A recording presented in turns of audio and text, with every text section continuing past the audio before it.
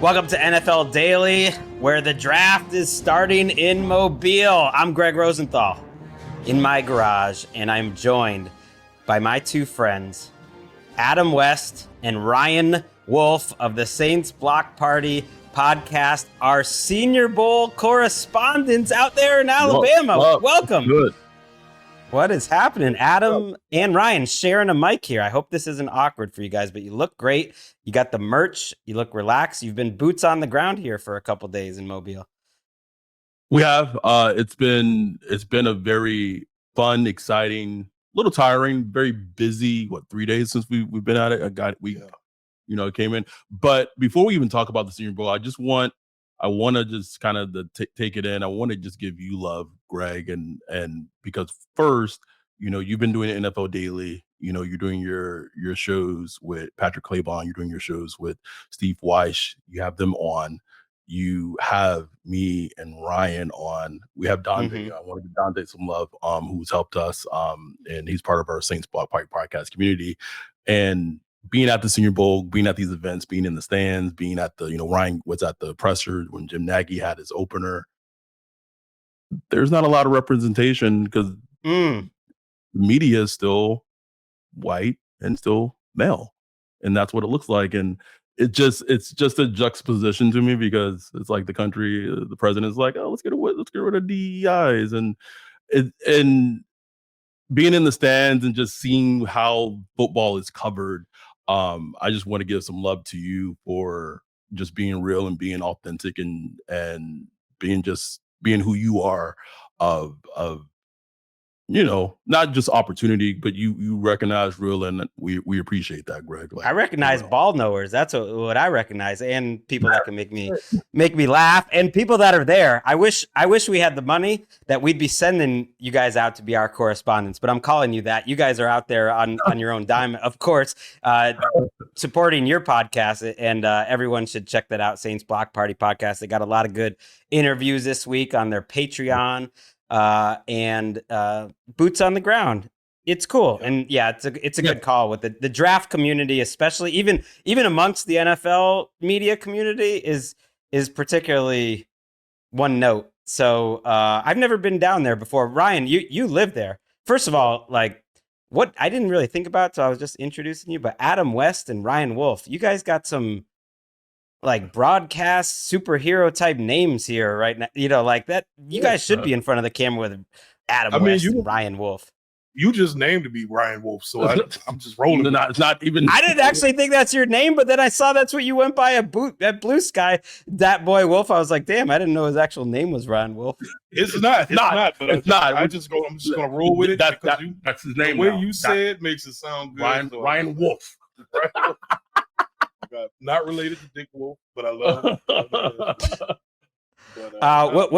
What's it been like this week? Let's get into the players, because the thing that stands out to me the most, just from watching your guys covered, is how convinced Adam is that Jaxson Dart, the Ole Miss quarterback, who I happen to talk a decent amount with, Nate Tice, and we'll stick to some of the big names, some of the top 50 players that are there in Mobile, but quarterback's always interesting. Your team needs a quarterback long-term, of course, despite, the presence of Spencer Rattler. But thinking big picture, I'm amazed how convinced Adam is, who I know has good contacts throughout the league, that this guy is going top 10, top 15. Like, nobody's saying that yet.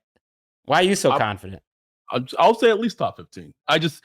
There's buzz that he will potentially may have a Bo Nix type of bump where there's just going to be a team that falls in love with him as a prospect. And Greg, we know how it is in the draft when there's teams, when it comes to this quarterback thirst. We see it oftentimes again. What's going to be interesting is there going to be that restraint that we saw in 2022 in a down quarterback draft when we had the Kenny Pickett, Malik Willis draft, and we don't see the thirst come to fruition? Or is there going to be a team that the Steelers, the Rams, and we don't know what's going to go on with Matthew Stafford? Is there going to be a team that's going to feel like they can squint? And I'll just ask you this: let's go back to last year around the same time last year.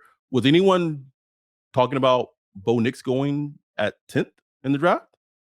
No, and at this time of year, he was getting knocked a little bit for not having the best Senior Bowl week, which I think informed a lot of the coverage afterwards. But that doesn't mean it's going to happen with everyone. Ryan, what did you see out of Jaxson Dart this week? Let's start there on the field. I mean, he looked good. That's the thing about him. He looks the part. If you just watch him, move around, just the command of the offense and all that stuff, he looks the part.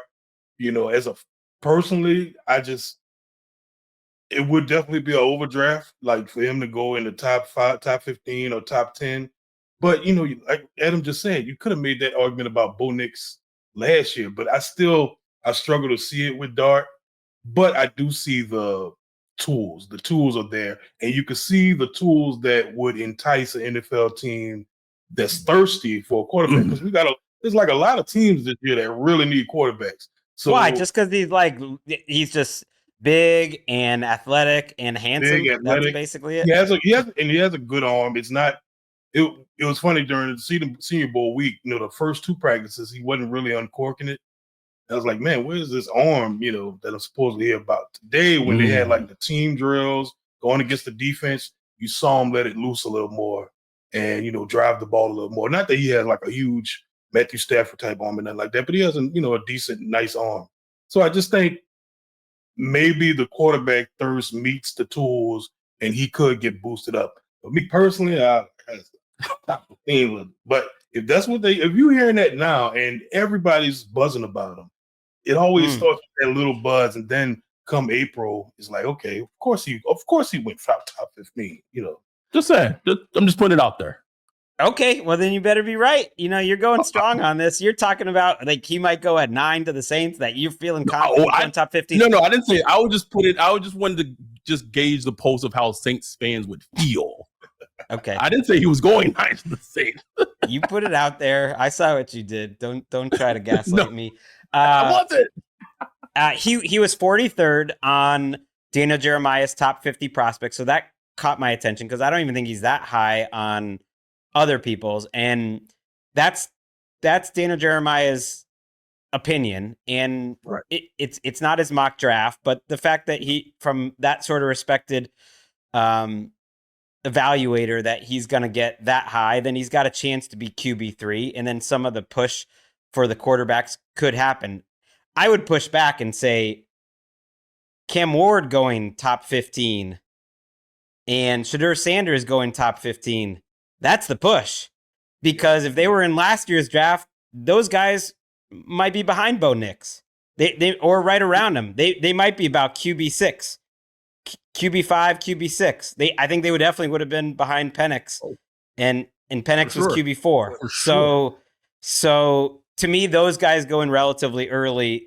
I think there is a point where you got to have the talent, and we'll see. Like he's an intriguing guy. It feels like he maybe has a strong agent going on, like some strong buzz is just happening with this dude. From the quarterbacks that you saw there this week, Riley Leonard was there, and it's because I'm a big Nate Tice fan, and I remember listening to him talk about him a lot last year. Like, he's a much bigger Riley Leonard fan than I think America is, and Leonard had an up and down season at Notre Dame, which probably did not help his status. Is there anyone that stuck out to you at quarterback other than Jaxson Dart, who, like I was listening to Move the Sticks. People should check out our podcast on NFL media, Move the Sticks, who's been doing daily recaps. And I can read between the lines. They weren't that impressed with Dart the first couple of days, kind of like you. And it sounds like today from the network coverage, they were more impressed. Was there anyone else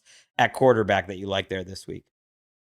I would say coming into the Senior Bowl, I wasn't expecting a whole bunch from Dylan Gabriel, the Oregon quarterback. And I think he just impressed me just in terms of just his accuracy. And he has probably a little more oomph on his throwing than anticipated. And everyone likes to just make the lazy, like, oh, he'd be a perfect backup quarterback for Tua in Miami. And then if he gets hurt, there's not a drop off in the offense. even before the Senior Bowl. But then I watched it, I was like, dang, that would be perfect for the Dolphins. Like, 'cause if you go to the Dolphins season, every time Tua gets hurt, like they don't have a adequate backup situation. They have to completely change their offense. Tua's left-handed, and like you can make a lot of like, well, Dylan Gabriel would make perfect sense for them, like in the 4th round or in the 5th round, because he's left-handed and and anyway, but he's been like impressive, and just what he's shown here in Mobile. Ryan, do you feel like a scout now? I hope you don't have any like imposter syndrome, because this is a home game. I've listened to your podcast. You know, you're living in Mobile. You're not from Mobile, but you live nearby, and so it's a home game. Like, how is it putting on that scouting cap, and what have you seen? It feels natural for me, man. I love it. Jalen Milroe, he was kind of the guy to look for coming into this week. He started out his practice week kind of rough. I can't lie. Like just as far as accuracy, fumbling the ball, interceptions and stuff like that. I thought he had a really solid day today when they had the team practices. Also, kind of like Dart. Impressive kid. Like, I was there for his initial presser. Just like an impressive kid that will probably win some GMs or coaches over in the meeting room.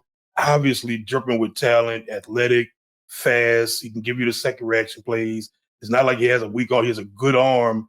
And if you watch the tape, he does throw accurately at times.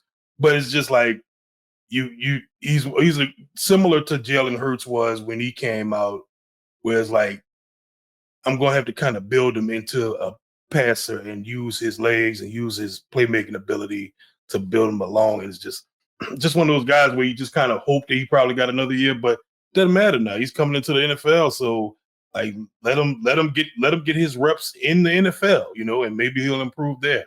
So it's going to be interesting to see how his process goes along. Just a little quick thing. I found it very interesting that both Mike Tomlin was here with Arthur Smith, his OC. Very like just a little note. They were together. Just a little interesting note I took by being here. Right. And Milroe's a guy who, if you're putting him into different buckets of types of quarterbacks, strengths, weaknesses, you mentioned Hurts, Justin Fields might be another one where some of the strengths, some of the weaknesses. And to me, he has potential to be a special runner like Fields. That Hurts is already not at that runner. Right. Yeah. So that's such a great floor to start from. And to me, he seems like a much more likely QB3. If you're telling me someone's going to get pushed up the board a little bit, he makes more sense to me. And Hurts is a really interesting comparison, because I'll always remember Jeremiah at the last second with his top 50 prospects right before the draft, finally putting Hurts. And he just said, there's too many people around the NFL that have told me he's just a special person in terms of what a leader and a worker he is, that I'm going to just bet on him and see what happens and put him in there. And it's funny, it's right about where he went in the draft. He didn't go first round, but he did go top 50. And now here he is in his second Super Bowl. No one's putting him as a top 5 quarterback. Hell, we didn't put him on QB Island. We might have to have a revote if he wins the Super Bowl, but he is coming off his best game of the season. I got to say about Hurts, this is a little bit of a sidetrack, but no, I just finished the film from last week, and I went through it. I went through my notes. I went through like the PFF scores and stuff. And I was like, that was his best game of the season. And then I was thinking, like, 2 years ago was the best game of his career, and it was the Super Bowl.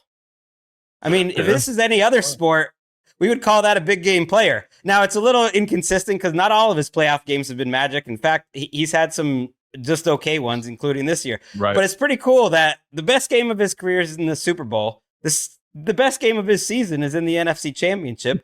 That's kind of what you want. That's what you want out of your leader, right? I know he's not like Patrick Mahomes, but that's kind of what you want. It makes me afraid to pick against him.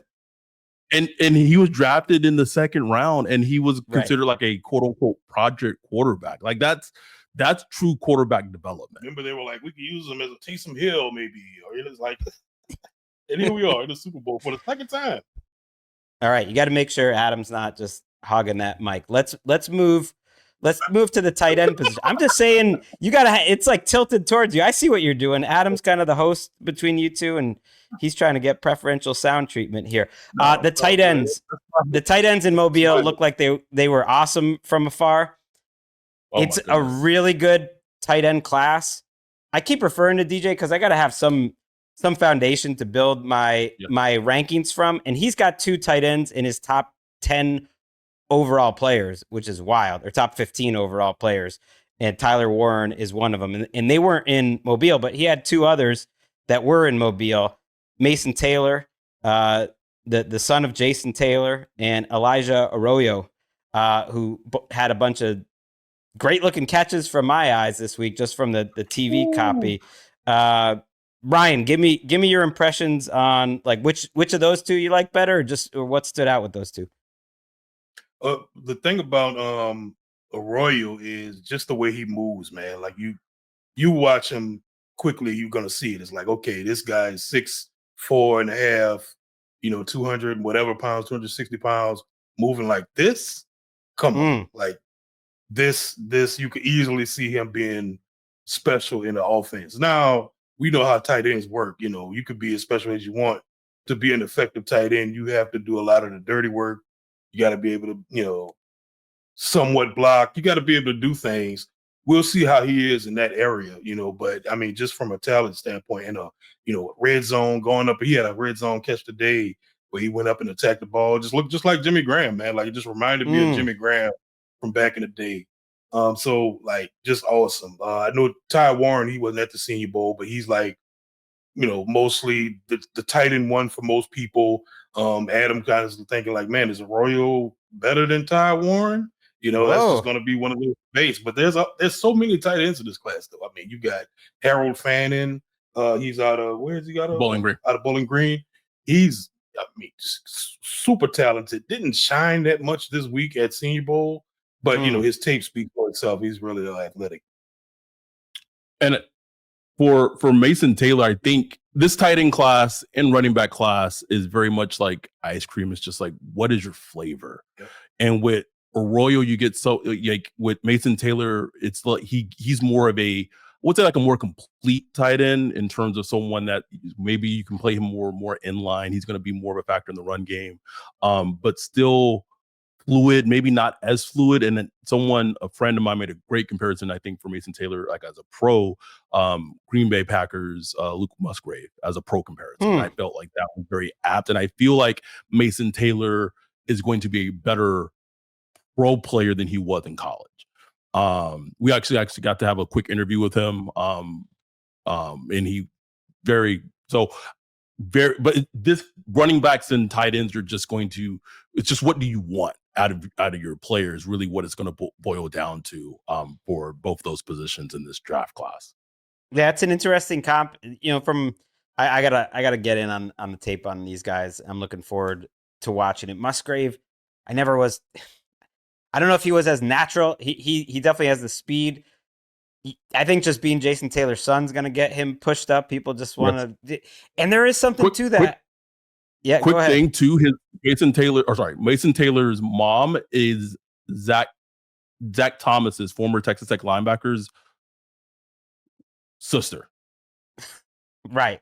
I remember that back in the day when they were playing. Yeah, it was so like he's like born to be an NFL player. I see it at the NFL. I think about this all the time. People are just like, oh, all these athletes' sons, they have the genes and that's why they become great players. And it's like, yeah, that helps, of course. But a lot of people have good genes. A lot of people are athletic. What they have is a freaking personal NFL coach in their house with them 24/7 who's coaching them up from the time they're 3 years old through this whole process. Jason Taylor's literally there. You can't even imagine how valuable that is, because I see how crazy you've been here the whole week. Right. Whole week. Like I see how serious they are about their NFL flag leagues, and that continues up to when they start playing tackle, to their high school. And as long as the kids love it, and a lot of their kids don't, like a lot of them, it's like 1 out of 3 of the kids don't, it's 1 out of 3 loves it or whatever. But the one that does, it's like they've got this free coach who knows everything and knows how to train and is going to help you all along the way. And then, oh, by the way, they also have basically unlimited resources to get you on the best teams and get more coaches and get more help. It's like, that's why they're all making the league. It's not just the genes. And I don't, of course you don't blame them. Like, why wouldn't you do that to help your son? No. Arroyo being that high, potentially going up to TU1 is really interesting. He does seem like there's always like a pass catcher at the Senior Bowl who I think helps themselves a lot. McConkey was maybe one. And maybe it was Arroyo this week because, for instance, he was at the bottom of the top 50 for DJ. He had Taylor 35, and like I said, he had two tight ends in the top 10, I believe, way ahead of him. And so maybe that's someone that's going to be jumping up boards. Was there anyone at wide receiver? We'll start with you, Adam, that you like this week. Now, in general, just for the listeners, if you're kind of just getting up to speed on this class, not great at quarterback overall. Really strong at tight end and running back, not believed to be as deep or as top heavy as the recent wide receivers class, which has been just kind of crazy. And the Senior Bowl reflected that, it sounds like, too. There's two players. There's Tez Johnson, who out of Oregon, wide receiver. I'm fascinated to know where he's gonna go. He's very, very small in stature. I think he's like 150 pounds. 156 pounds. Very diminutive in size, but his movement skills and the way he wins reminds me a little bit of Devonta Smith from the Eagles. He's not as tall as Devonta Smith from the Eagles, but just how he wins. He was almost unguardable here, just in terms of, no one could cover him. And if Tutu is he sneaky strong like Devonta Smith? Devonta Smith is like no, he's not. That's the one thing that surprised you about the Slim Reaper. Like they'll hit him with a kill shot and he bounces right back up. He always he bodies people for 175 pounds or whatever he is. But Tez Johnson, did play for Oregon, who was the number one team largely throughout the season and was like one of their best weapons, and teams knew going in that they needed to stop Tez Johnson, and a lot of teams didn't have answers for him. So he very much made him out well here in Mobile. And Iowa State receiver Jayden Higgins, tall, 6'4". I compare him a little bit to that of like the Keon Coleman type.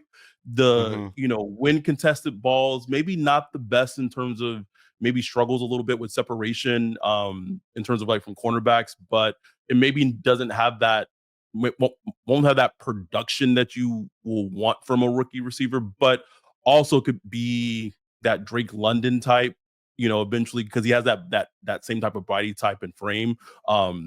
He catches everything. He does, and has very, very nice hands, and very, very soft hands as well. Oh, that's huge. Where Ryan, do you think like these guys would go? Tez Johnson is someone that it's like one play scouting. Yeah. Steve Palazzolo likes to talk about, which is funny, but it's sometimes it works. Like I just saw one of those plays on the highlights, on TV this week, and Tez Johnson's stop and start, and even to slow down and then speed up, it's insane. When you see it, And I was like, okay, that tracks. I don't care how small he is. Like if Tutu Atwell can go in the 4th round and Tank Dell can go in the 3rd, then Tez Johnson can go in the 2nd or something like that. Because that stop and start was crazy. Yeah, we have precedents now because 5 years ago, there was an argument about Devonta Smith when he was coming out. It was like, can he hold up in the league? Blah. Now we have a bunch of those guys in the league. And just the way the offenses are now and the way defenses are called, I think somebody like Tez could survive. How, can he catch 90 balls a year? I don't know. Rondell Moore recently too. Yeah, him too. So I think he would definitely be that like 2nd to 3rd round tier, since he's not only is he slim, but he's not tall either.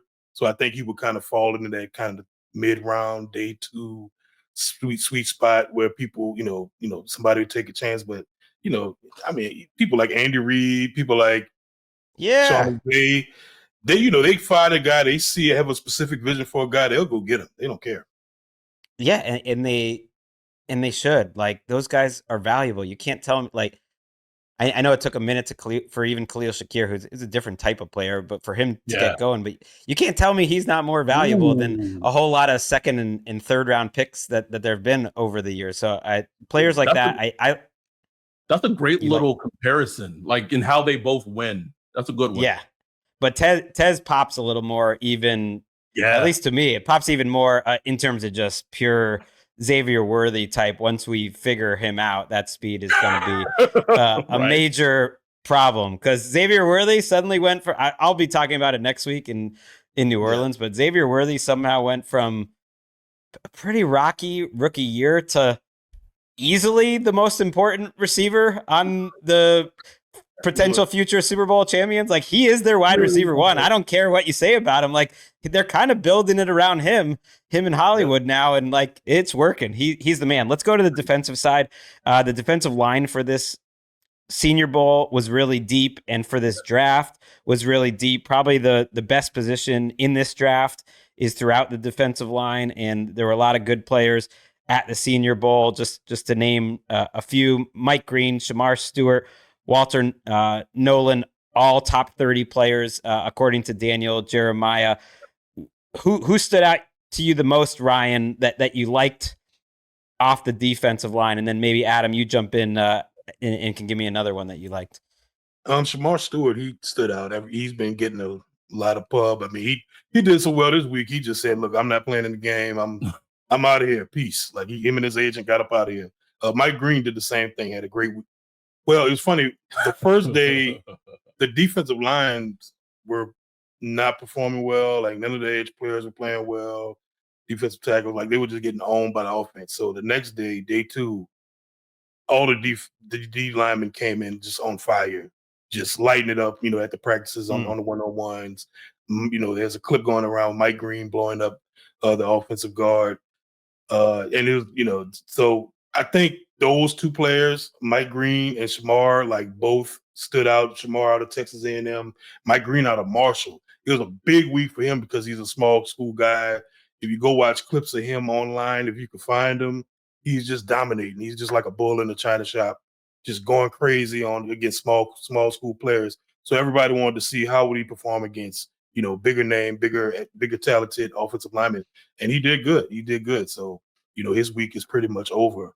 But other than that, it was kind of hard to really see who really was shining in the, as defensive linemen, because, they get on those one-on-ones and you're letting them go for like 2 minutes. And it's like, yeah, of course the defensive lineman is winning right now. Like, the ball will be gone like 5 minutes ago. So it's like, what are we really learning? The best you could do is go watch the tape and try to figure out how you are.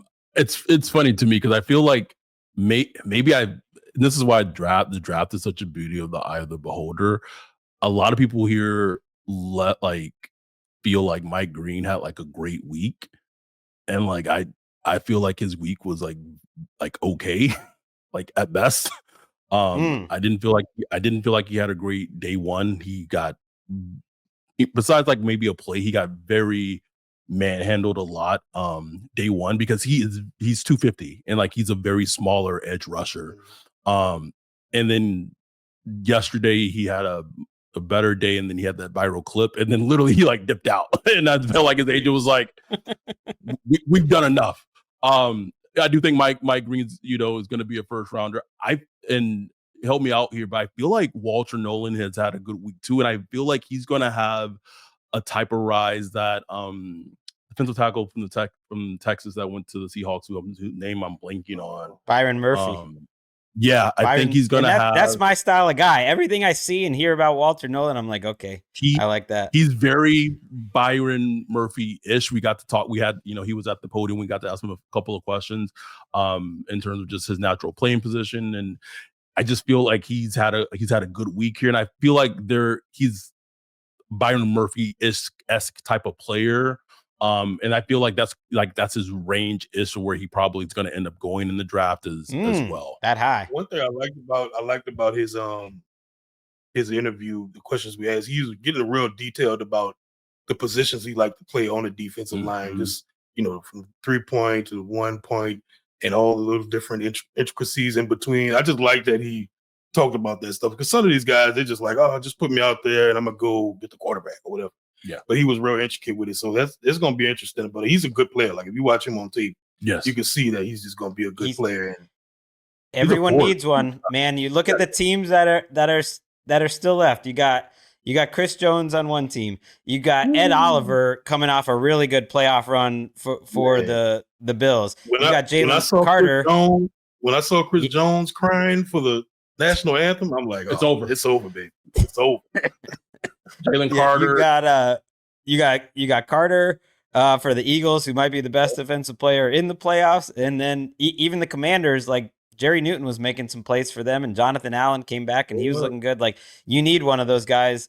And yeah, Nolan is 26 right now on DJ's board, and that could go up. Mike Green is 23rd. Shamar Stewart, who to me reminds me of one of those defensive linemen you want on your team that's probably better as your second defensive end, but that you need above average starters who are really athletic. And even if he doesn't finish plays all the time, like he's a guy people will be excited to work with. Josh Sweat is a guy. Like a Saints defensive end thing. Okay, you threw it out there. I don't need to go over the offensive line starters or whatever. Let's talk a little Saints. Enough of this draft stuff.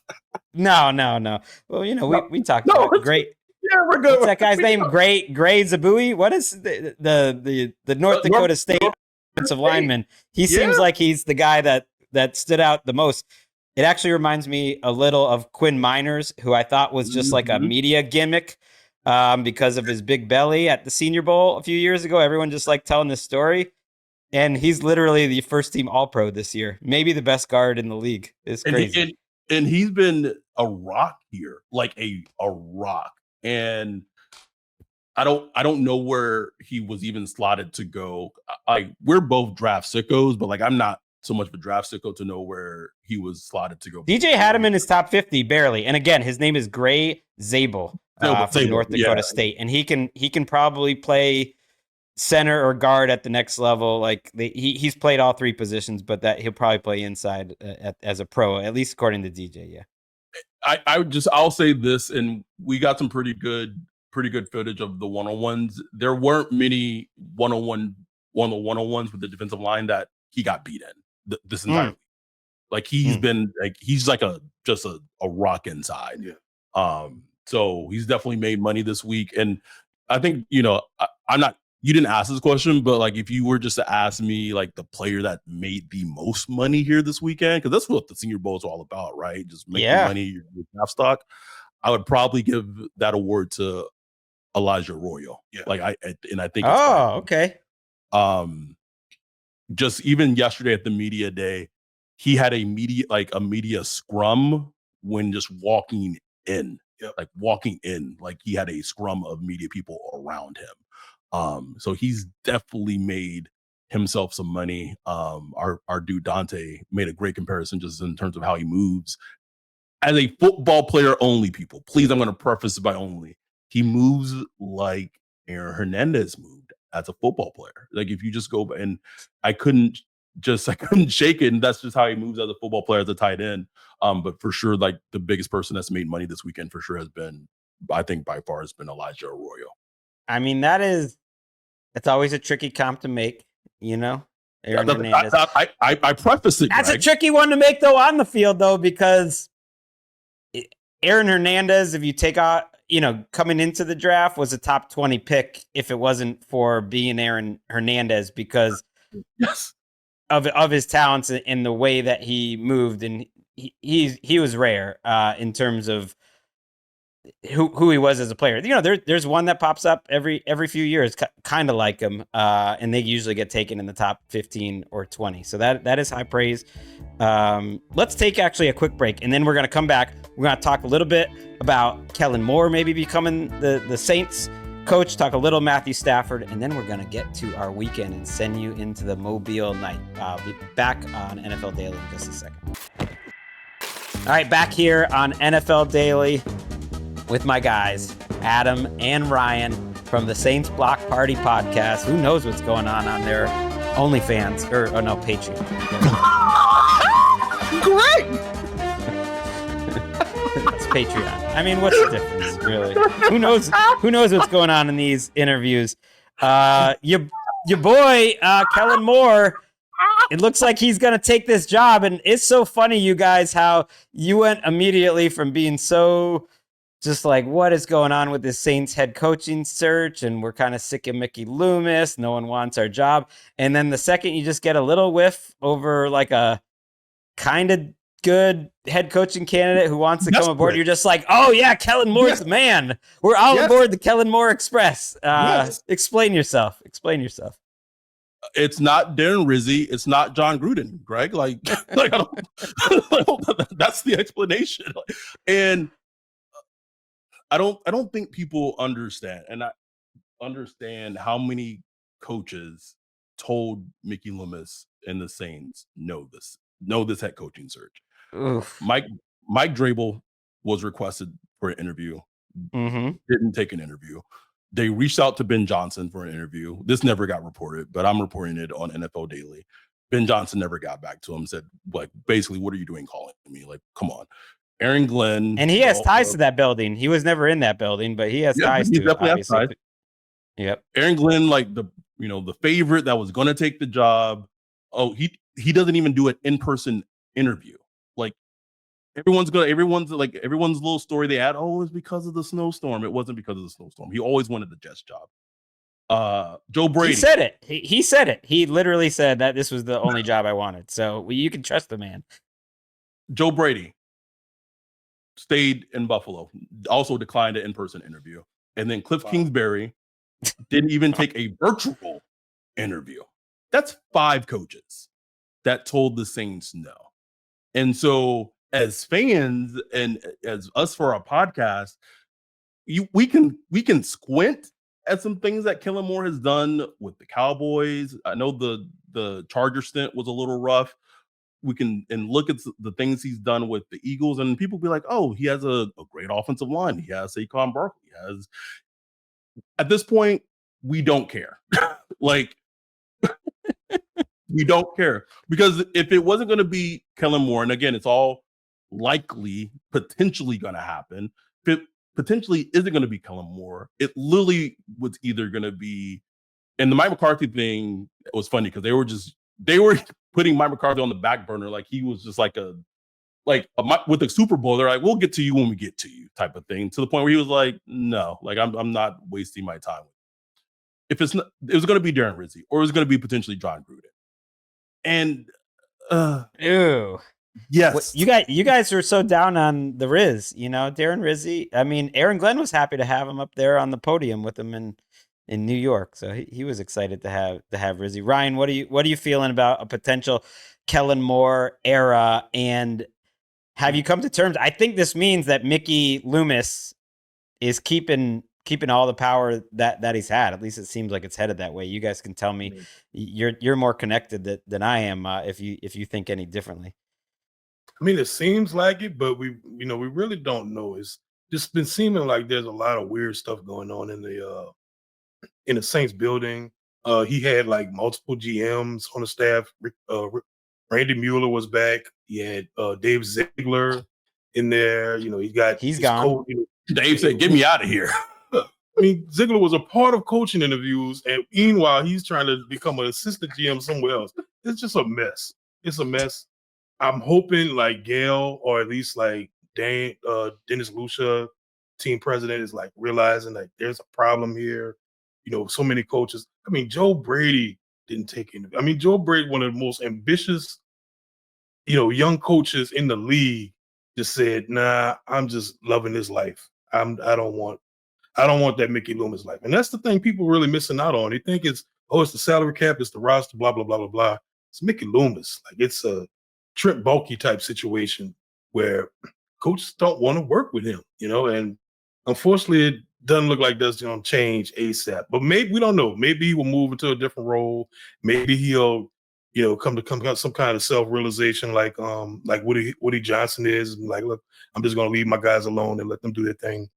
So we'll see. But Kellen Moore, like, look, man, he's had a couple top 10 offenses as far as like, EPA per play or DVOA. He had the terrible Charger stint. That I'm really interested to find out what is his style quarterback, because everywhere he's been, the quarterback has already been in place. I'm curious to see what is his style. Who does he want? Even if it's in this draft or if it's somebody else on the team, does he want to keep like a Spencer Rattler? I don't see him being a Derek Carr guy, but maybe he is. I hope not, but maybe he is. Well, when you say about the job being a little poisonous in terms of all these guys turning it down, and I think about Mickey Loomis, I think about his press conference when he's so steadfast about how Derek Carr is part of the future. And we don't know if that's going to be the case, but that might be a turnoff for coaches. So if this guy's in charge ultimately and he's backing it, I don't really believe in this plan, because for listeners out there, curious, Carr doesn't have that much guaranteed money right now on his contract. No. I think it's $10 million, which teams eat all the time to get rid of. But if he's going to be, if they decide by March they're keeping him, then they're guaranteeing him, another year at that big number, and $40 million. $30 more million, and pushes more money into the future. And so they haven't made that decision. Let's wrap with this. Matthew Stafford is going to play football in 2025, according to our Ian Rappaport at NFL Network. Not a surprise. I was actually surprised it was even a question. He was pretty clear right after the season that I think I'm playing well enough. And the way Ian reported it, he just said something has to happen with the contract for Stafford, and that remains to be seen. Stafford's due $27 million in 2025 based on his mini holdout, which lasted literally 2 hours that everyone forgot in 2024. He's not going to play for that money, so they're going to have to work out a new contract, and this last one just felt kind of papered over. And do the Rams want to commit a couple years of guaranteed money to Matthew Stafford? Can they come to a contractual agreement? Or the fact that they're leaving this door open, are they going to let Stafford and his agent maybe look around and see if there's a trade out there? Because if so, first of all, Saints would be kind of interesting, but I don't know if you'd want to go there. Second, I actually think he'd be the best quarterback available. I mean, I'd take him over Darnold. I'd certainly take him over Fields. Yeah. And maybe I'd take him over Cam Ward and Shedeur Sanders, because if I'm not that convinced, if I'm the Titans, let's say, and that these guys are really worth the number 1 overall pick, maybe I'd rather take Abdul Carter and trade a future second and get Matthew Stafford, and I think that could be an option for a number of teams: Giants, Browns, Raiders. There's a lot of teams out there where Stafford could make some sense. What do you, Ryan, think about Stafford? I can't imagine the Saints getting in on them, but just where he would fit in this whole thing, because I do think there's something there. Maybe I'll have wasted my time talking about it, but I really think they're almost putting it out there for other teams to step in and say, okay, I think they're doing the little test balloon, like your Saints did with John Gruden 3 weeks ago. Oh, would people be mad if we hired John Gruden? I feel like that's what the Rams are doing right now with Matthew Stafford. Yeah, it does feel like that. And I mean, would the Saints go with Matthew Stafford? I mean, I don't think it would be out of the picture. It would be like they have to figure out what they want to do as far as overall. Overall, are we doing a rebuild thing, or are we going to try to be in the hunt again for another year? So that'll be the question. But it's going to be interesting. This is the problem with not having your coach, by the way. Not to cut you off, continue. But he's going to be the last one to hire all of his coaches. This, if this Matthew Stafford thing happens, it probably will happen before the Super Bowl, because that's when it happened before. It's when Kirk Cousins happened. It's happening right now potentially. What is even Matthew Stafford's trade value? That's such a fascinating, because he has maybe a year left, maybe 2 at the most. What is his trade value? Fair trade value for Matthew Stafford? No idea. No idea. No idea. Because all it takes is 2 teams. To me, if you're the best quarterback on the market for 2025, then you should have some value. Now, whether that's a late second or it's a 4th, I don't know. I would think it'd be somewhere in that range. I don't think you're getting 1st-round picks for Matthew Stafford. But for the Rams, it's a little mystifying, honestly. But I think it might be a little bit of the same issue that happened with Jared Goff that I don't know. Sean McVay is a little like Gruden in this way, where his eyes are always wandering, and he always wants the guy who can like run his scheme the perfect way. And when it's Stafford there, it's kind of the Matthew Stafford scheme. It's kind of like I don't know that much about your boy Kellen Moore because like this the Eagles offense is just the Jalen Hurts offense. Doesn't matter who's the coordinator there; they look the same year after year. Like it's just what Jalen Hurts likes to do, and it makes sense. You try to help your quarterback out, but I think something could happen here. Keep an eye out. Can't wait. Intriguing. I'd be all for a Matthew Stafford for maybe like a they got a third from the Marshawn Lattimore trade from the Commanders. What if the Rams say we'll give you Matthew Stafford and our 26th pick for your 9th pick? Flip spot so they can get Jaxson Dart, baby. Stop it. Perfect way to put a ball. He brought it back around. Love you guys. The Saints Block Party podcast. Ryan and Adam, check them out on Patreon. Not OnlyFans. Check them out on Patreon. Why not? And just the regular feed, obviously, wherever you can get your podcast. Thanks, guys. Thank you for being our first ever Senior Bowl correspondents. Hopefully, you guys can do it again next year. Thanks for having us, man. Appreciate you. All right. I'll see you guys. That was Ryan and Adam. As we wrap up, one other big item of news today that I did want to get into because it's the biggest NFL story that came across as we're taping on Thursday. And it's about Justin Tucker.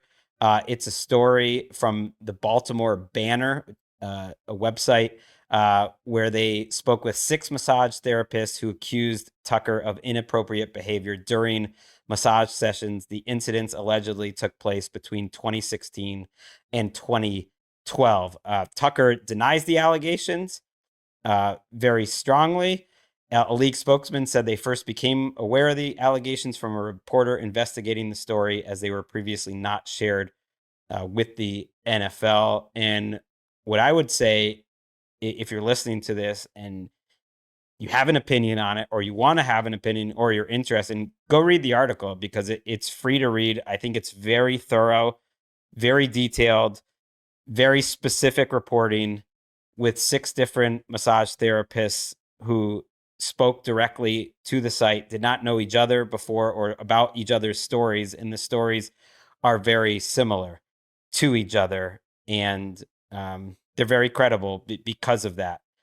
Tucker's statement really attacked the Baltimore Banner pretty aggressively, did not directly address a lot of the allegations other than denying it. But I did notice that a lot of it was against the newspaper in their reporting practices, and not specifically about the on-the-record allegations that the 6 massage therapists made against Tucker. So we'll keep an eye on what happens with the Ravens kicker moving forward.